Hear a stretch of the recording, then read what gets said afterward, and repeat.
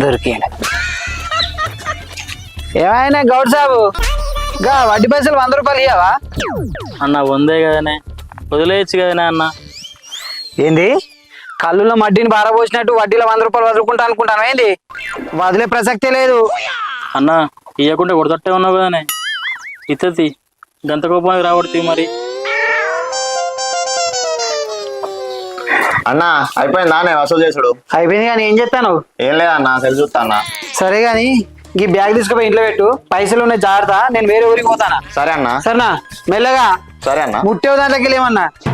అబ్బా దీంట్లోకి వెళ్ళి 100 రూపాయలు తీసుకుంటే మంచిగా కానీ మా అన్నకు తెలిస్తే పొట్టు చంపుతాడు. అమ్మ ఏం చెప్తాను ఇంటికాడ? ఏం లేదు అక్క, ఏం లేదు ఖాళీగానే ఉన్నది. అయినా నువ్వు ఏదో ఒకటి వేసుకుంటా కదా, అట్టిగా వచ్చినవేంది? తినుకుంటూ వచ్చిన అయిపోయింది, ఇక అయిపోయింది. నువ్వు కొనిచ్చే పప్పు ఇంకా.